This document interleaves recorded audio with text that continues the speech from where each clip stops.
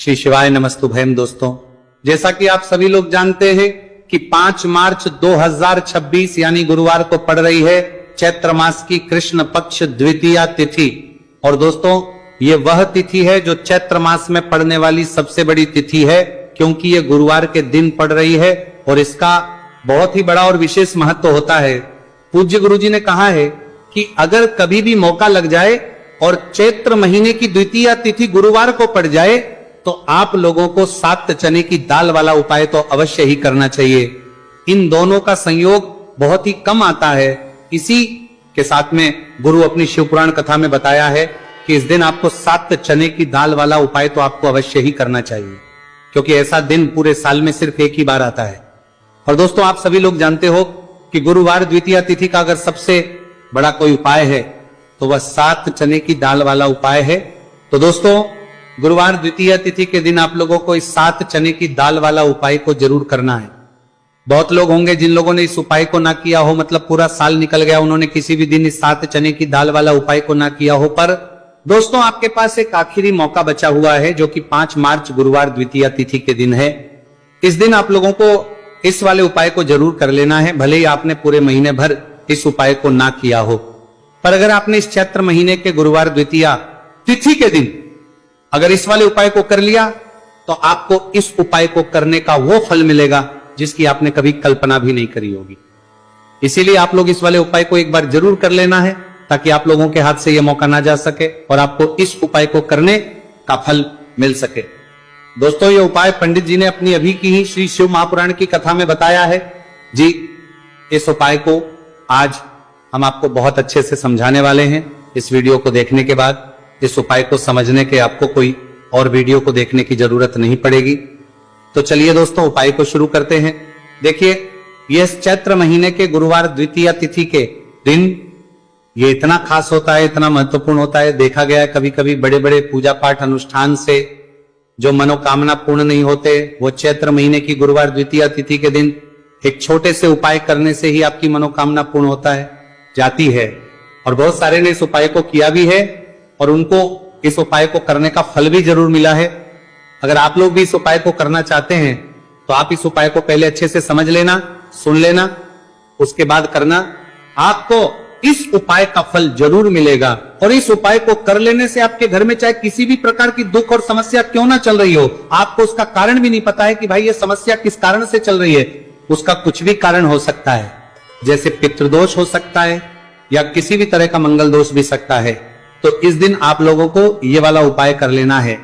ये एक ऐसा उपाय है जिस उपाय को अगर किसी विशेष दिन पर किया जाए तो भाई उस विशेष दिन का जो है वह तो हमें मिलता ही मिलता है।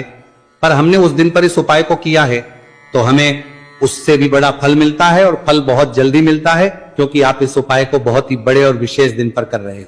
तो चलिए अब उपाय के बारे में बात करते हैं, लेकिन उससे पहले आप लोगों को यह जानना आवश्यक है कि आखिर ये उपाय किस समय करना है, किसको करना है और कैसे करना है।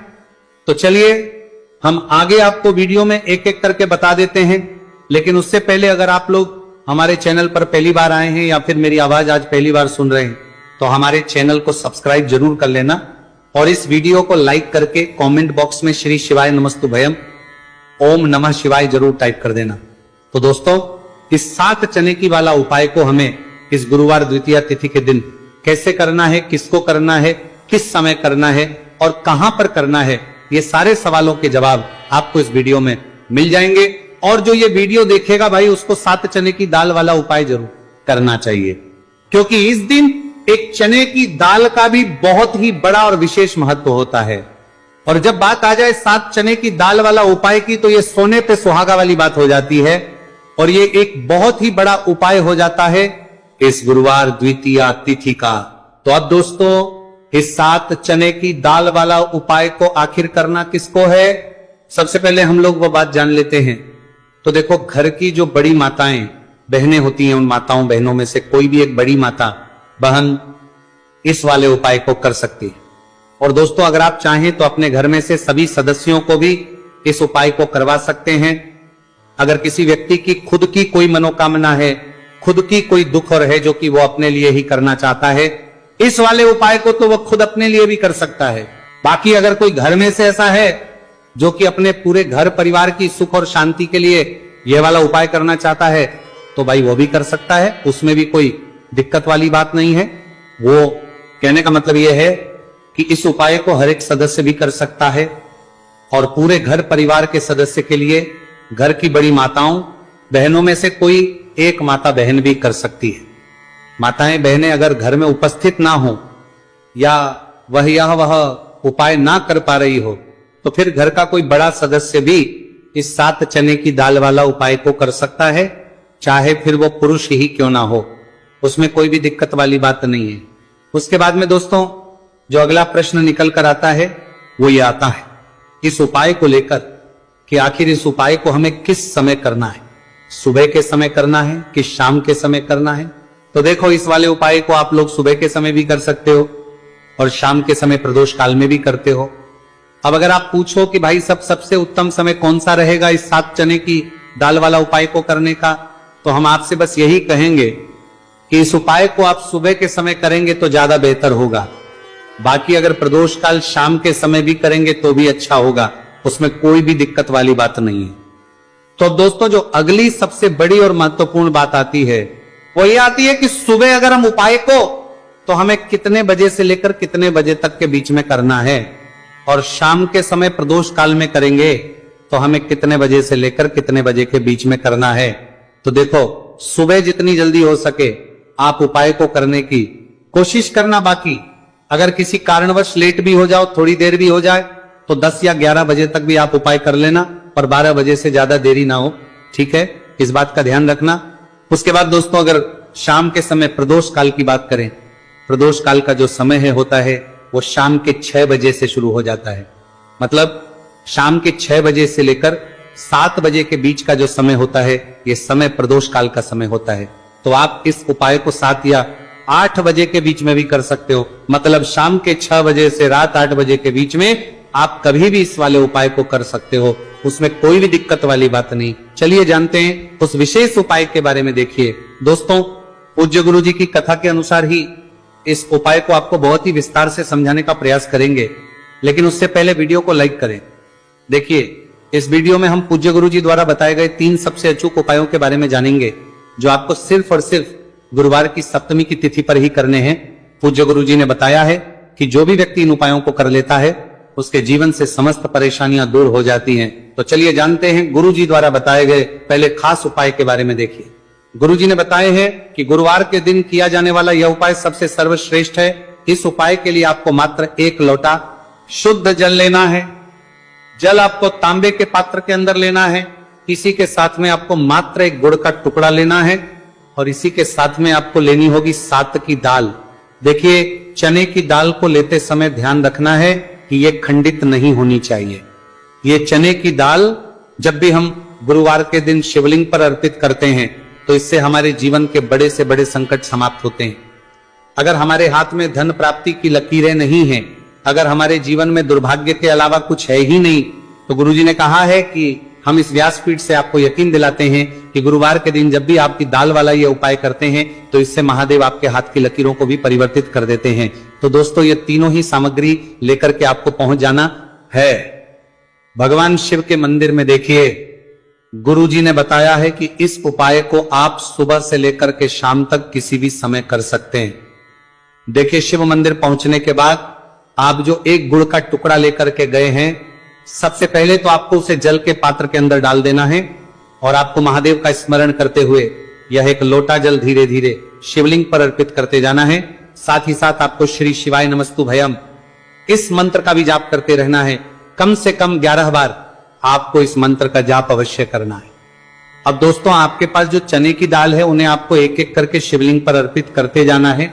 चने की दाल आप एक एक करके भी समर्पित कर सकते हैं और एक साथ भी शिवलिंग पर अर्पित कर सकते हैं। देखिए चने की दाल को समर्पित करने के बाद आपको बृहस्पति शवर महादेव से प्रार्थना कर लेनी है कि हमारे जीवन में जो भी संकट समस्या चल रही है, हम जो भी कार्य करते हैं उसमें हमें बार बार असफलता मिलती है।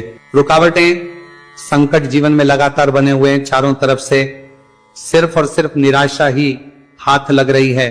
तो अपने दुर्भाग्य को दूर करने के आपको बृहस्पति शवर महादेव से प्रार्थना कर लेनी है।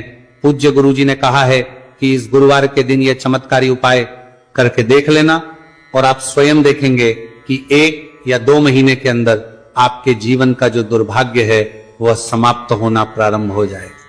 अब दोस्तों हम जान लेते हैं दूसरे विशेष और चमत्कारी उपाय के बारे में। देखिए, इस उपाय के लिए आपको मात्र 1 तुलसी जी की लकड़ी लेनी होगी। अगर आपके पास पहले से ही तुलसी जी की लकड़ी है तो उसका उपयोग आप कर सकते हैं, और यदि आपके घर में तुलसी जी का पौधा सूखा हुआ है तो वहां से भी आप तुलसी जी की मात्र 1 लकड़ी ले सकते हैं। देखिए, इस उपाय के लिए आपको मात्र 1 मिट्टी का दीपक लेना है। इसमें आपको शुद्ध घी का प्रयोग करना है और इस दीपक के अंदर आपको ये जो तुलसी जी की लकड़ी है इसे रख देना है। इस लकड़ी को आपको पूरा घी के अंदर डुबो देना है, चारों तरफ अच्छे से घी लगा देना है और आपको इस दीपक के अंदर इस लकड़ी को रख लेना है। देखिए, यदि आपको ऐसा लगता है कि तुलसी जी की जो लकड़ी है वो बहुत ही जल्दी से जल जाती है तो आपको एक कार्य करना है। आपने जो तुलसी जी की लकड़ी ली है उस पर आपको पूरी पर अच्छे से रुई लपेट देना है, यानी कि कॉटन जो होती है उसे अच्छे से लपेट देना है, जिससे कि ये जो लकड़ी है दिखाई ही ना पड़े। तो इस लकड़ी के ऊपर आपको लपेट लेनी है। अब इसी लकड़ी के ऊपर जो आपने रुई लपेटी है उस पर आपको अच्छे से घी लगा लेना है और उस दीपक के अंदर आपको इसे डाल देना है। अब देखिए, इस दीपक को आप भगवान विष्णु के वहां पर भी प्रज्वलित कर सकते हैं या फिर भगवान विष्णु के किसी भी स्वरूप के सामने आप इसे प्रज्वलित करते सकते हैं, या फिर आपके घर में जो माता तुलसी जी का पौधा है वहां पर भी इस दीपक को आप प्रज्वलित कर सकते हैं। पूज्य गुरु जी ने कहा है कि जो भी व्यक्ति इस 5 मार्च 2026 गुरुवार की द्वितीय तिथि पर यह तुलसी जी की लकड़ी का दीपक प्रज्वलित कर देता है तो उसके जीवन में कभी भी धन संपदा की कमी नहीं होती।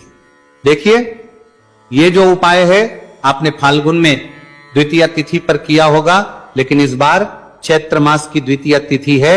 गुरुवार के दिन, गुरुवार का दिन भगवान विष्णु को समर्पित होता है और ये जो दीपक है हम विशेषकर भगवान के निमित्त ही प्रज्वलित कर रहे हैं। तो इस दीपक को आप इस महीने की गुरुवार की द्वितीय तिथि पर भी प्रज्वलित कर सकते हैं। देखिए, ये जो दीपक है विशेषकर आपको शाम के समय यानी कि सूर्यास्त के बाद ही करना है।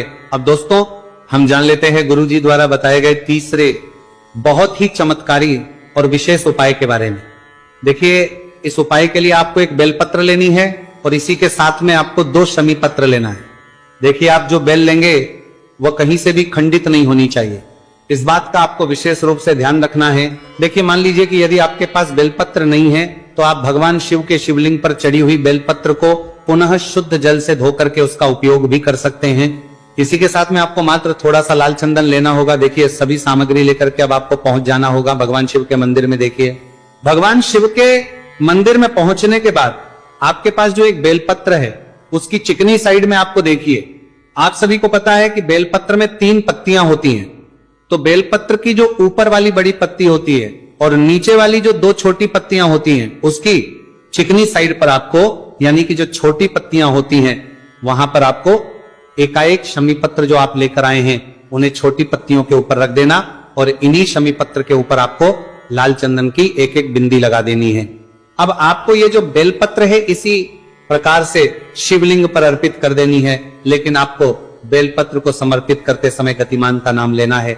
देखिए, गतिमान जो है वह हनुमान जी के छोटे भाई हैं और पूज्य गुरु जी ने बताया है कि गतिमान का नाम लेकर ही आपको यह उपाय करना है, क्योंकि आपके शरीर के जो भी रोग हैं उन्हें भगवान गतिमान दूर करने वाले।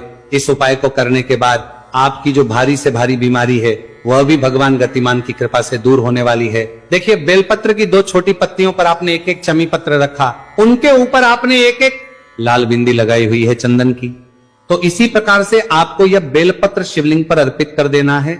भगवान गतिमान का स्मरण करते हुए, गतिमान भगवान का स्मरण करते हुए आपके शरीर में या फिर आपके घर किसी भी सदस्य के शरीर में जो भी रोग हैं उस रोग को दूर करने के लिए आपको भगवान से प्रार्थना कर लेनी है और फिर आपको वापस अपने घर आ जाना है।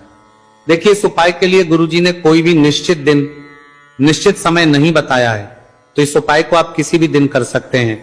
आप लगातार इस उपाय को किसी भी दिन कर सकते हैं और हफ्ते में केवल 1 दिन भी कर सकते हैं। गुरुजी ने कहा है कि यदि आपकी सालों पुरानी बीमारी है वह भी भगवान गतिमान की कृपा से दूर हो जाएगी। तो दोस्तों, इस प्रकार से आज के इस वीडियो में हमने आपको गुरुवार की इस द्वितीय तिथि पर किए जाने वाले 3 बहुत ही चमत्कारी उपाय बताए हैं, जो भी आपके लिए उचित है, सरल है, उसे आप कर सकते हैं। तो दोस्तों करते हैं, उसमें हमें बार बार असफलता मिलती है, रुकावटें, संकट जीवन में लगातार बने हुए हैं, चारों तरफ से सिर्फ और सिर्फ निराशा ही हाथ लग रही है।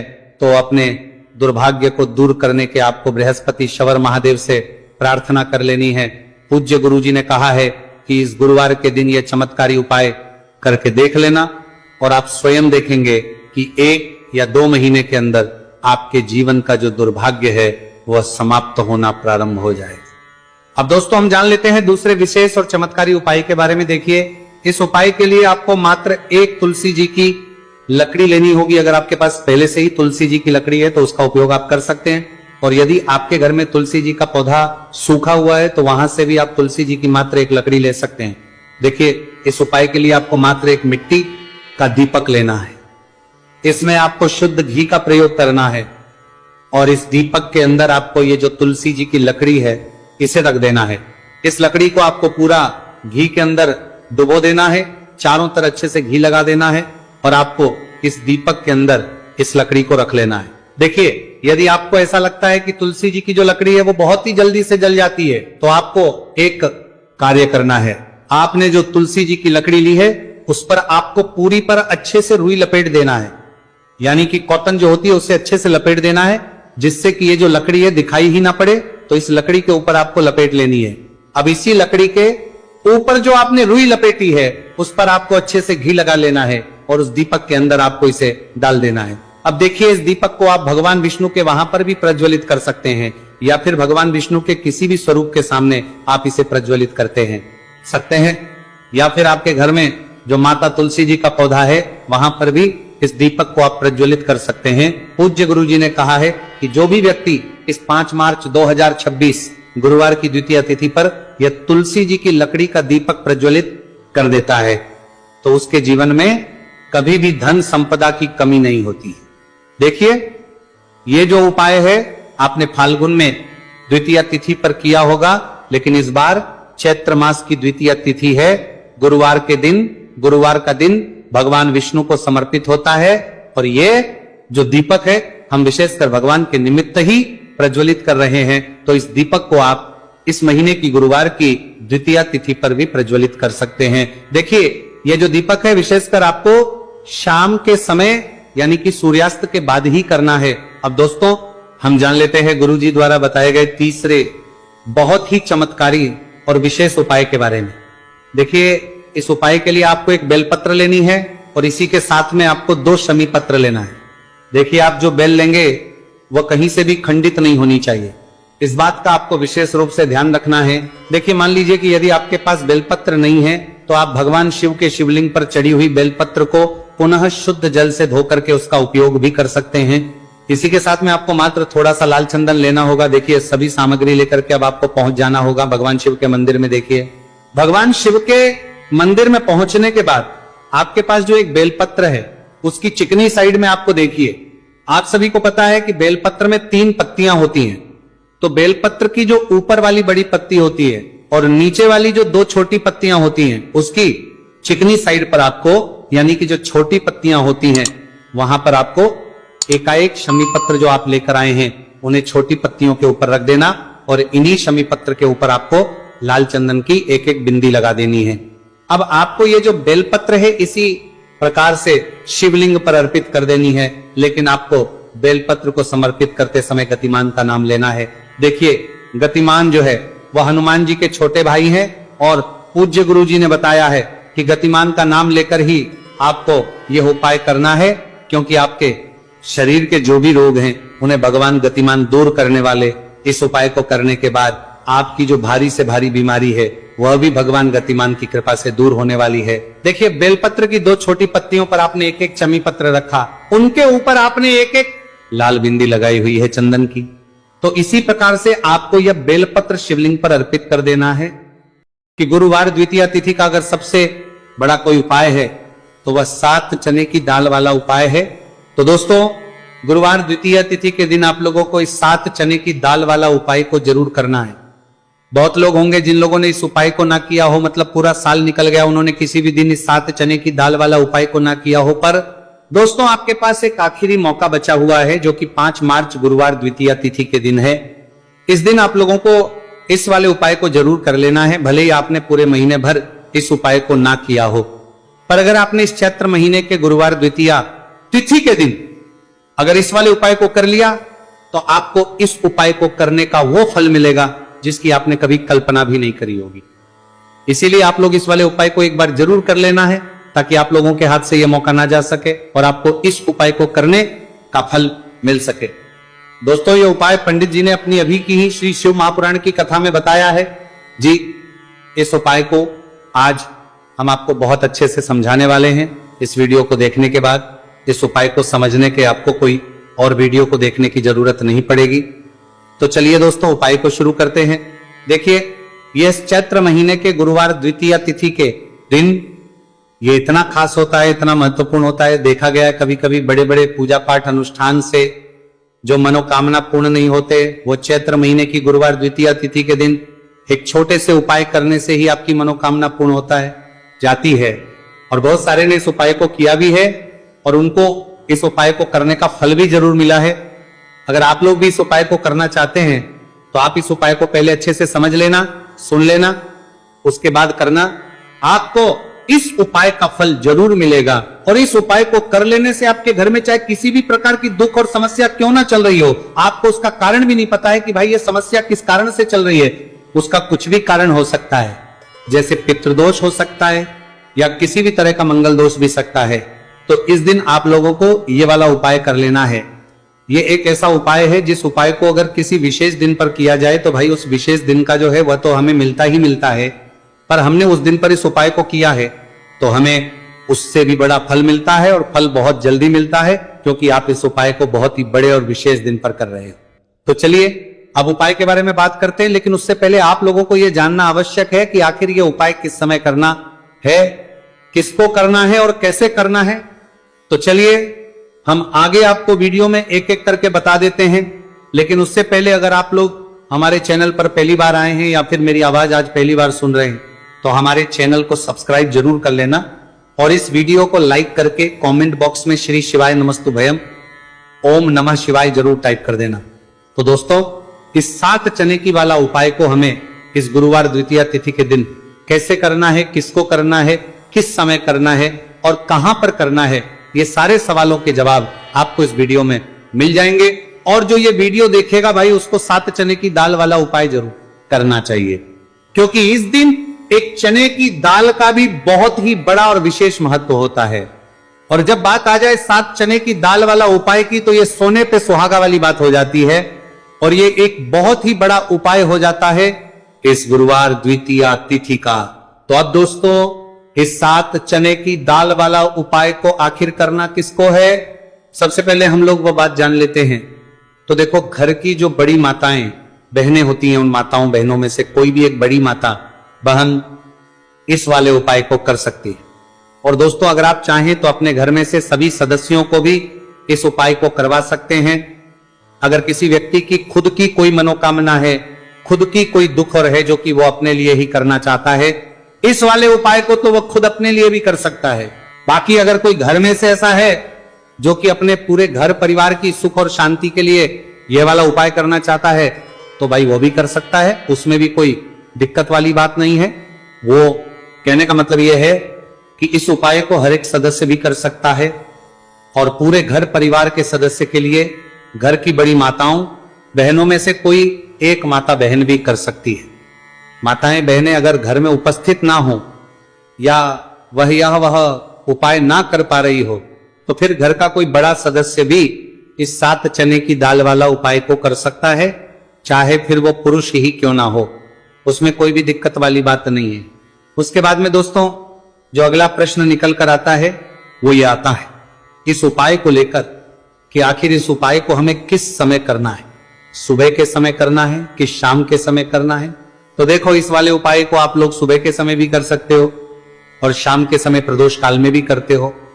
अब अगर आप पूछो कि भाई सबसे उत्तम समय कौन सा रहेगा इस 7 चने की दाल वाला उपाय को करने का, तो हम आपसे बस यही कहेंगे कि इस उपाय को आप सुबह के समय करेंगे तो ज्यादा बेहतर होगा, बाकी अगर प्रदोष काल शाम के समय भी करेंगे तो भी अच्छा होगा, उसमें कोई भी दिक्कत वाली बात नहीं है।